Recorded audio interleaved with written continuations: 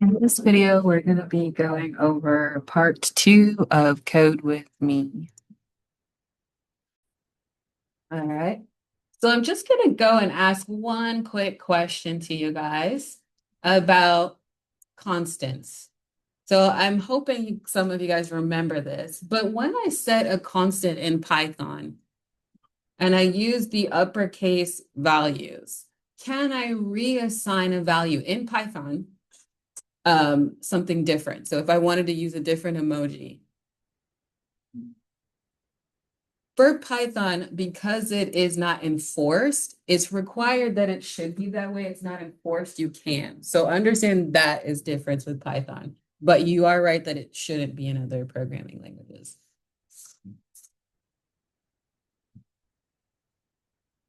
Does everyone understand that one for constants? Does anyone have any questions about that one? So the last part we left off was with the temperature portion. We use different branches to check to see if a value is, if the temperature either listed you being freezing, cold, mild, or warm. Now we're going to actually be looking at detecting the age of an individual and being able to use branches for a hand branch or for a handband.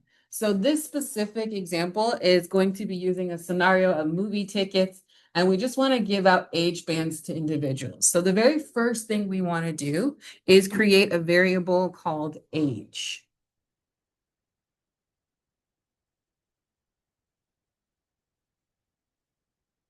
And what I'm going to do below this is I'm going to create multiple test cases for us to make sure that we test all of these cases. So the first thing we want to for is to make sure that we can check to see if child will spit out, if teen will spit out, adult or senior. So in this case, I'm going to go ahead and place age, and I'm going to assign it to 12 since that is less than 13. And then I'm going to make another comment and assign age to 63, since that is, pardon, for adults. And then I'm going to do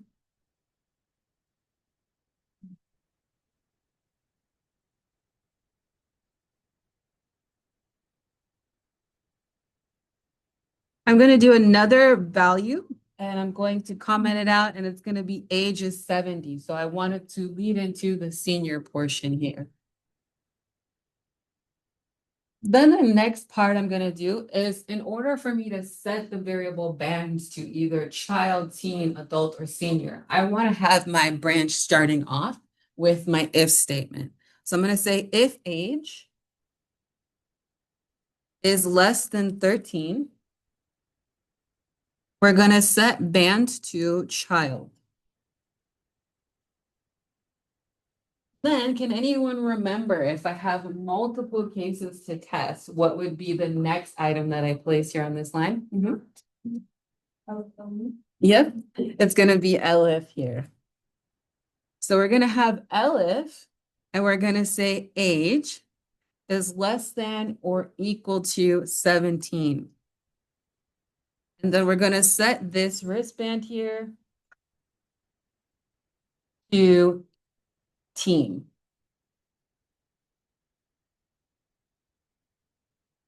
Then we're going to have another Elif statement, and it's going to be Elif age is less than or equal to 64. And then we're going to set band to adult.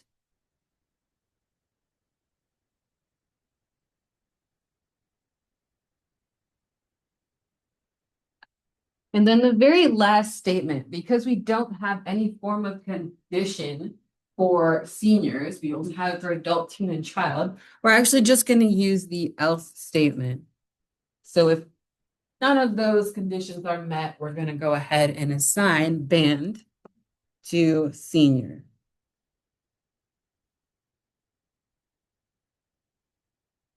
And then the very next step we're going to do is print out band.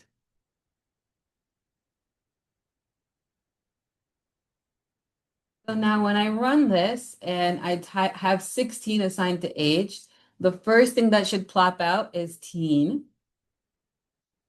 which it does. And then the next thing, when I uncomment out age equals 12, it should pop out child, which it does, the output. And then for 63, the next thing should be adult. So that works. We know that that condition works. And then lastly, we're going to do age equals 70. And because it prints out senior, we know that we coded this section right. So we have our test cases here. And if you notice, I'm giving you hints on how you can approach a lot of coding problems, including your project, is to just test out each component one at a time before you move on to the next thing. Before I move on to the next problem, does anyone have any questions about detecting ranges with branches? We're okay? All right. So then the next thing we're going to look at is we're going to be using an example to check if a value is greater than or greater than the range of 10 to 99, including 99 here. And we would either display not 2 digits or 2-digit numbers. So in this case, I'm going to go ahead and create a variable called x, and I can assign it any value I would like. And in this case, I'm just going to assign 42.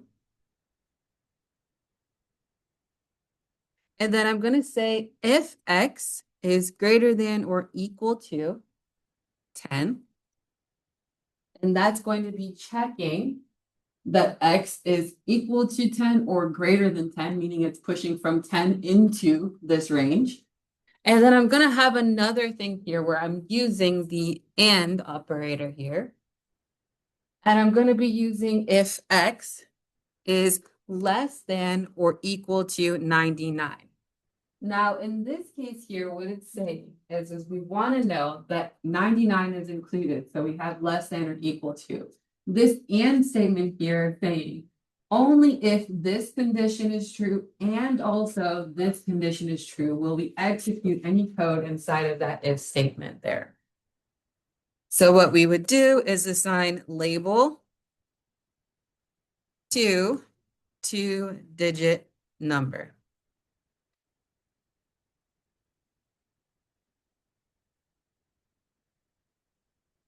Then the next part of this, what we'll do is we'll have an else statement here. And this else statement, because we don't have a range that we want to look at, we're just going to assign to label, not 2 digits. So we're going to do label equals not 2-digit. Now, in this case, when I run this, oops, first I got to print out label. Let me go ahead and do that. If we're using 42, since 42 is in the range of 10 to 99, it should spit out 2-digit number. But we also want to make sure we test for things not in the range. So I'm going to do x equals 4.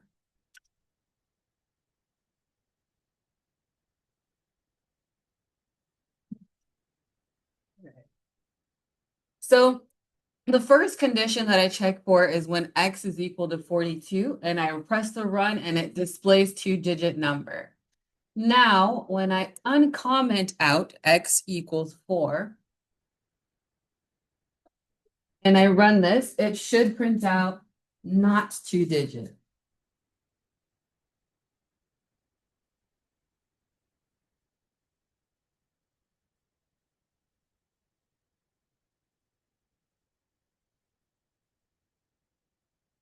Does everyone understand this section here, where in order for this segment, this condition here to work, both this section and this condition, they both have to be true. Does that make sense? All right.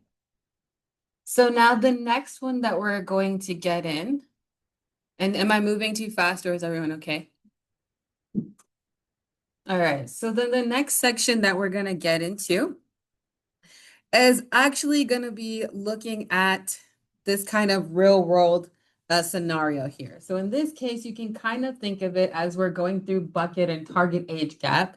That let's say you have a store and you want to apply discounts to that store based off of age. So let's say if a kid is younger than 5, they get a free snack. If a teenager is between 10 and 20, they may get a student discount. Maybe a senior, in this example, will be anyone older than 30, just for this example. And then we also want to check to see if they are in the target range or if they are out of the target range here. So in this case, I'm just going to assign to n, the variable n, any number. And in this case, I'm just using 15. So then the next thing that I'm going to do is I want to actually look at using my if statement, but using these conditions that they have here. So I'm going to say if n is greater than 5, and then I have or 10 is less than or equal to n. And in this case, what we're saying is that n is greater than or equal to 10. And then we're also saying as long as n is less than or equal to 20. And then outside of that parentheses, we're going to have another or operator here. And we're going to say n is greater than 30. So in this section here alone, since we're not using and, what it's saying is this could be true, or this could be true, or this could be true for anything afterwards to be executed. So any of those values of those ranges can be true. And that's solely because we're using or. So now what I'm going to do is assign to the variable bucket either in target gap for this if statement or for the else portion out of target. So we're going to have bucket variable here. And then we're going to assign to that value in target gaps. Then the next statement that we'll add in here is the else statement. And we will assign bucket to out of target.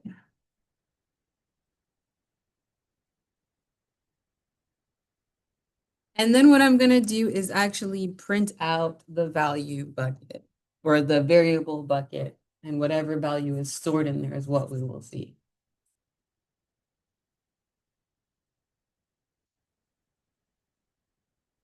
So in this case, we have n is 15 and it's inside of our target range here.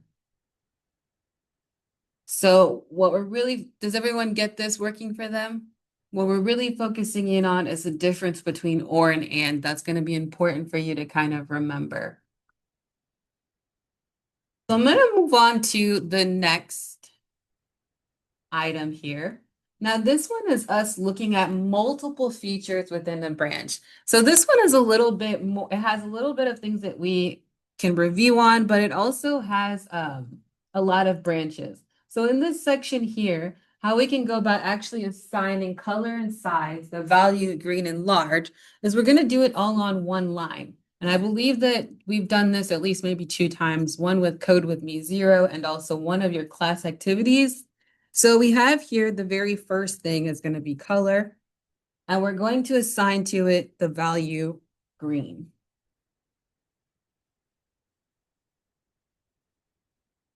And then we're also going to have here size. And for that, we're going to assign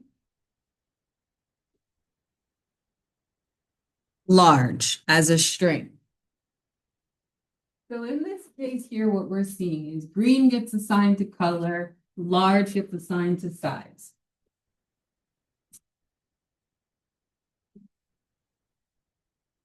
Okay.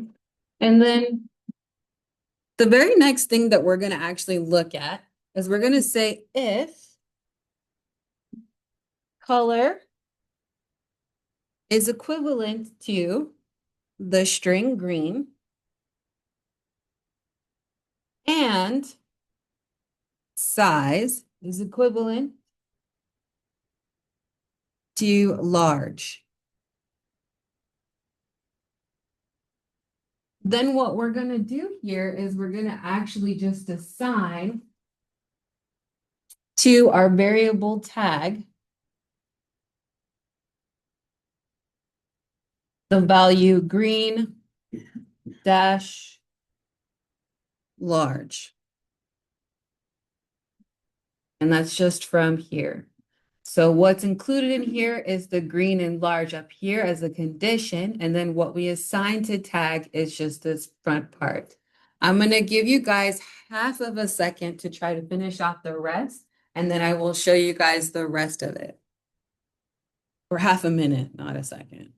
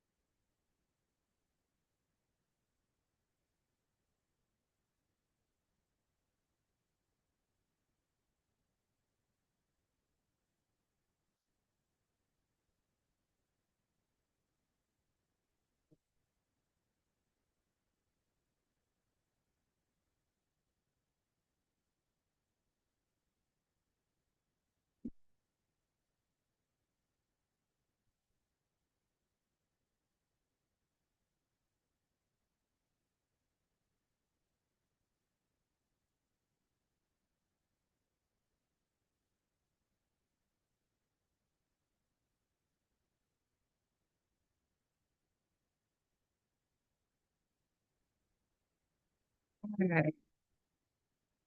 So can anyone tell me what they got for the very next line of code here? For green small, for green and small. What would I put here for the condition? Mhm.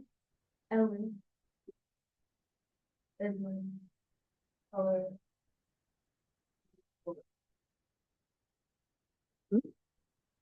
And size. Perfect. And size is equal to small.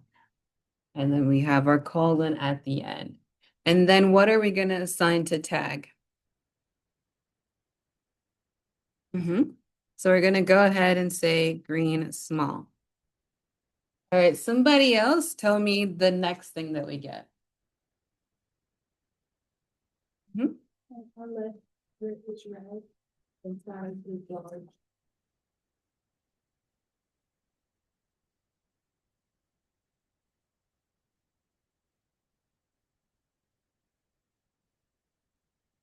All right, and then what do we assign to tag?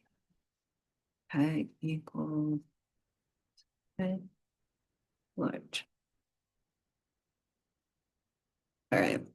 And the very next one, can anyone tell me?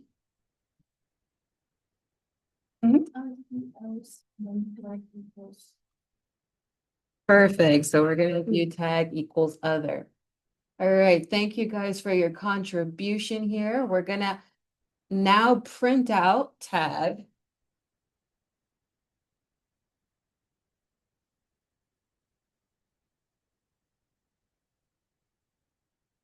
And now because we assigned color to green and size large, it prints out green large. So I'd recommend playing around with this if you have problems with variable assignments as well as understanding the logic of branches and operators.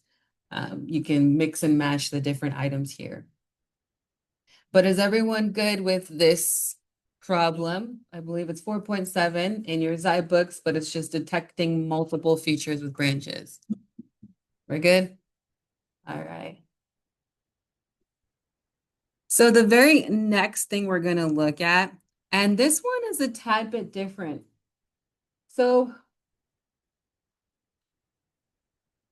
okay. So in this case, if now I'm going to assign to a variable value a string, so I'm going to say value equals, and I'm going to assign it 10, but as a string form.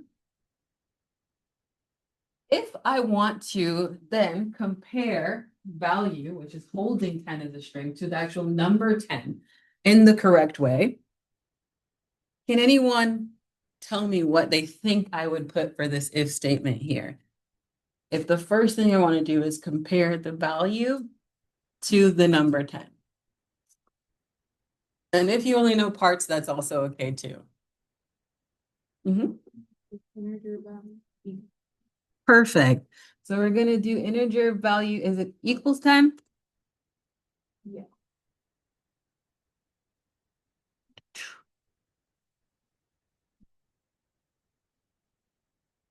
They're saying this.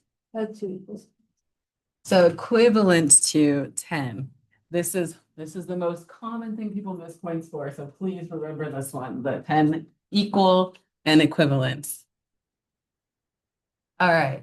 So this is perfect. So what we're doing here is we're converting the string to an integer, and then we're then checking if 10 is equivalent to 10. So now the next thing we want to do is save that message to T48, which is the variable here. So in this case, it's T48, which just means task 4.8 in this case. And we're going to assign to it value equals 10, some message. Then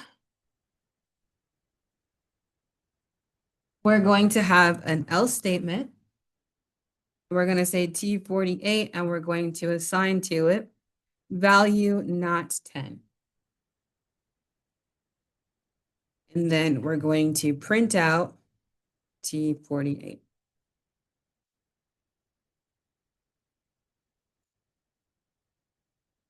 And we see value equals 10. If I could spell that right, it would say value, but so. There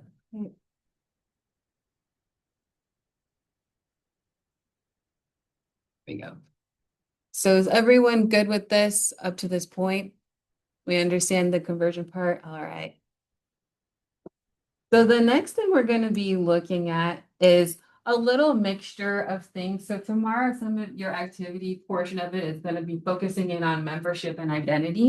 And we're going to go a little bit more in depth in that tomorrow. So right now, I'm just going to introduce it to you. So that membership portion is just going to be the in part that I was talking about when I was going through the range. And that's just going to check to see if the value exists inside that specific collection. And we're going to be looking at in.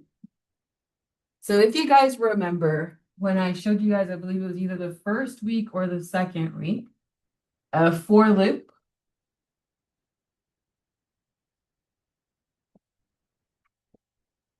And it said, don't need to really worry about this at the present, or even, I think I said this at the present, we're just worrying about the variable and the range that I was talking about. Now we're actually wanting to focus in on the in portion, which is considered a membership. It's just going to check to see if whatever value we're using is inside of that list here.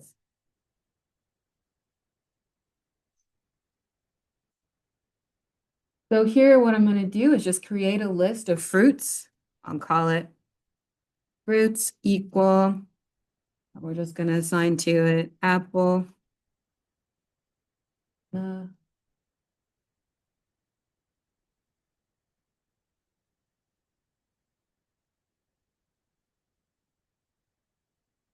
then the next thing we want to do is we're going to have a variable called is underscore member.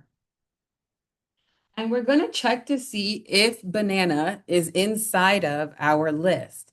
And can anyone, just based off of this part here, try their hand at this? I know we did it in one of the labs a little while ago, or one of the activities a while ago, but what do you think I need to do here if I want to check to see if banana is inside of this list?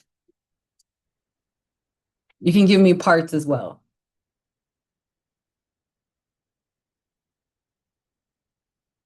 All right. So in this case, the very first thing I'm going to check is it's going to be banana. And then I'm going to say banana in using that keyword there. And then I'm going to say fruits because fruits is a list and it's a collection, right? So it's just going to check to see if banana is inside of this list. And then when I print out is member, it should print out true. And it does. If I modify this, do X, since X is not inside of that list, it's going to return back false.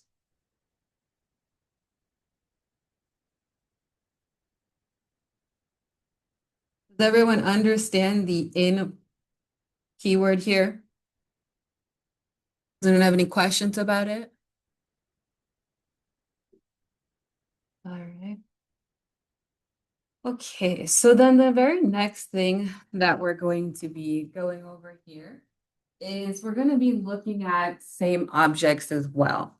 And this is actually using what we call identity. And that's just going to check to see if two of the same items are pointing to the same value in memory, or if they're pointing to the same object in memory. So in this case here, we're going to create a tuple called A underscore A. And can anyone remember what a tuple is?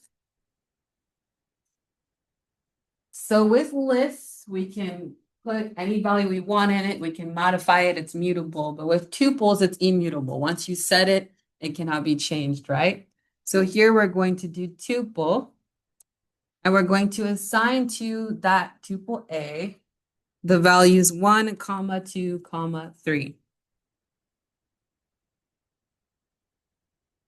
Then the next portion of the instructions here tell us that we want to assign what we stored in tuple A to tuple B. This is going to allow that value to point to the same object in memory. So here we're going to do tuple underscore B, and we're going to assign tuple underscore A to it.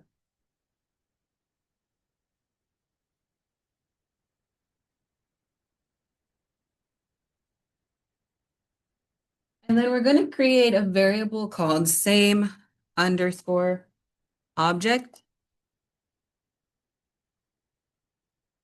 And what we're going to do is we're going to use our identity.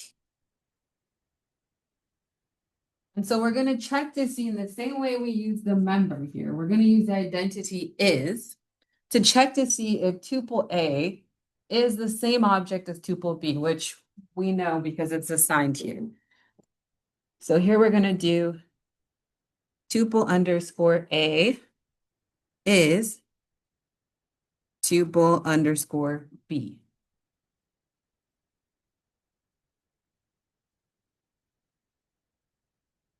And then the last thing I'm going to do, and because it doesn't instruct you on if you wanted to use print, the formatted print or regular print, you can do whichever print you want. But I would highly recommend doing the print that is the hardest for you. So in this case, I'm going to just go with printf to show you how that would work. So here we're going to have in underscore list, open close curly braces, and I'm going to place in here is underscore member.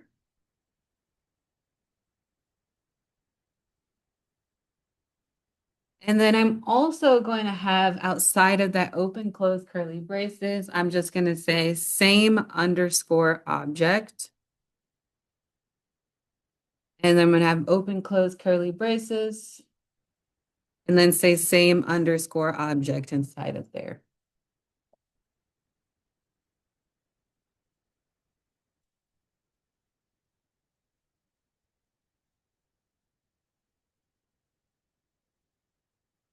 So now what prints out is it's true that it is in the list, and it's also true that they are the same object. So is everyone getting this accurate on their end? Good. All right. Bless you. So the next thing that we're going to actually be getting into is looking at expressions. So the very first thing we do is we're going to look at something that you already have access to or understand, which is just expressions. So we're going to create a variable called expr for expression, and then we're going to assign to it 3 plus 4 times 2 to the power of 2. And then we're going to print out expr here. Now, in the same way, this should print out at least our value 19 here. But in the same way, when we deal with Booleans like and or and not, what we're going to actually be using them for is I'm going to show you the actual order of precedence here. So I'm going to say, I just have a title so you guys can see it, or add this to your notes. So we're saying Python's Boolean operators precedence. So better.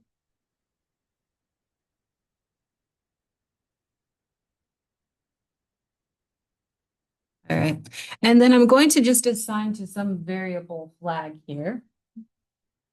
And I'm going to type in true or false and false.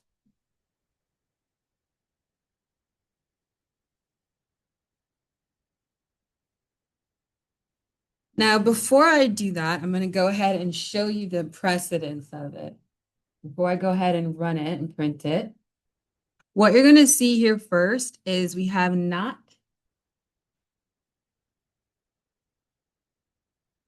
This is the highest precedent. Then we have and then the lowest is going to be or.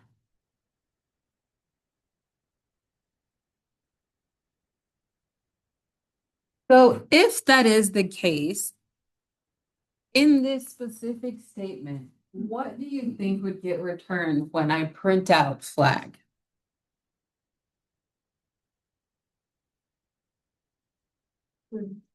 True. And can anyone explain why or why they think it is that way?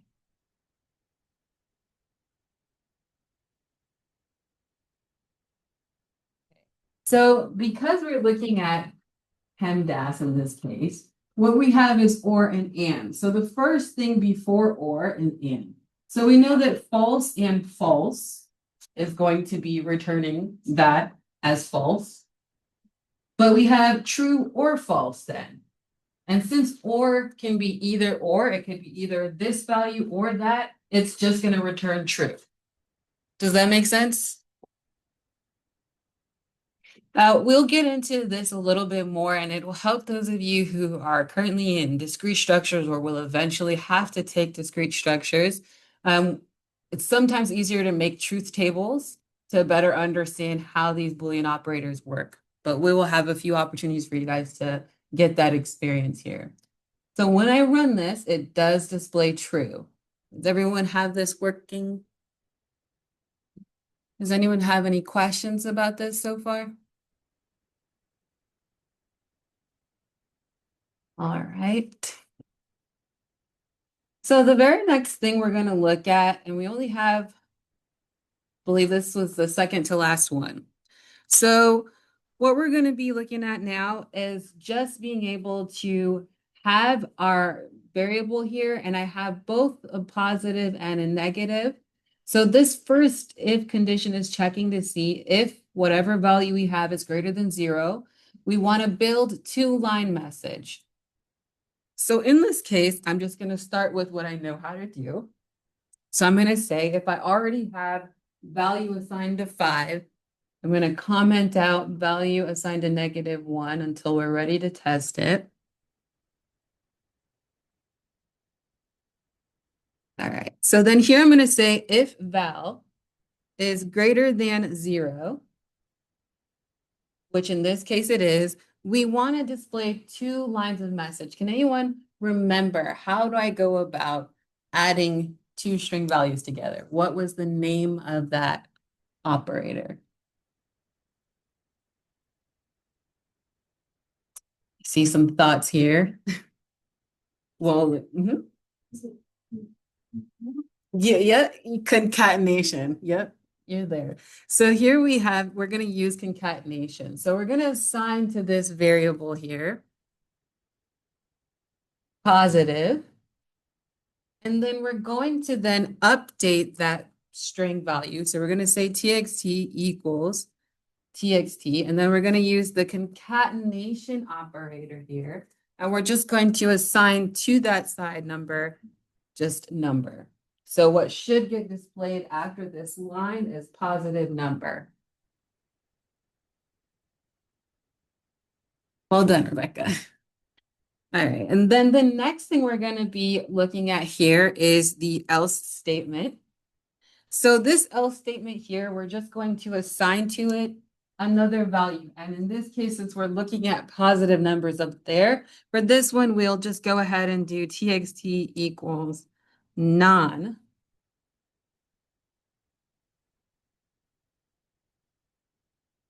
positive.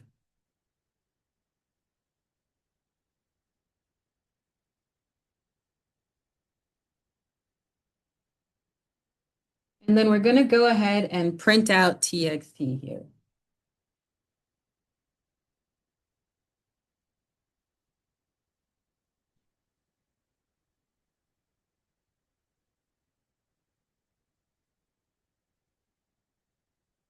So now because we have 5 there, it should print out positive number. And if I wanted that extra space there, I can just separate it there. But now if I want to go ahead and check to see if the else portion will run, I'm going to go ahead and get rid of my comment mark there, and I'm going to make sure that the value gets updated with -1. So then I'm going to run it and it shows non-positive. Does everyone have this working for them?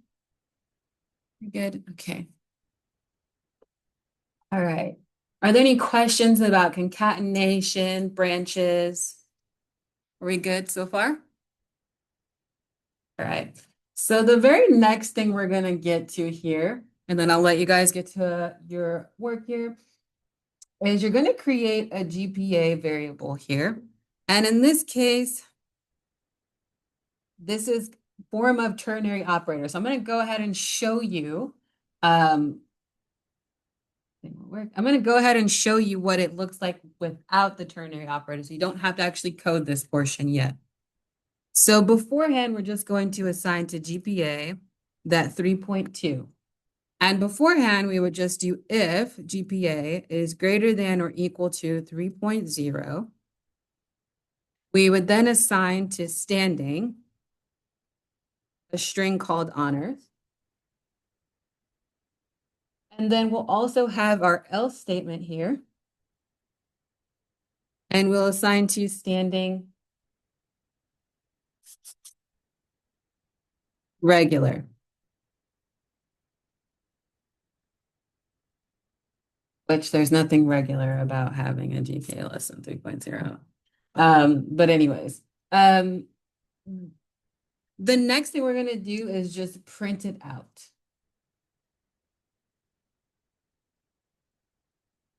And we're just going to print out standing. So this is what we're used to seeing, this if statement here. However, when you look at something called ternary, it allows you to have 3 conditions or even one on the same line. So in this case here, how we're going to go about doing this is we're actually going to assign the first thing that you'll see, and this is where you start coding, is you'll have standing.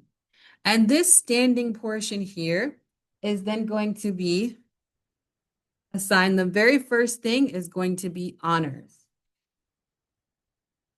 And that's because here we have if GPA is greater than or equal to 3.0. The first thing it's going to check here, if this GPA is greater than or equal to 0, it's going to assign standing honors. On the other end of this statement, though, we're just going to place the else statement, and we're going to just assign regular there. So we're just going to put regular there. So essentially, this line of code is doing what this chunk is doing here. Does everyone understand that? Does anyone have any questions about the breakdown of this? All right. Okay. If you do, feel free to let me know once you guys get started on your other work.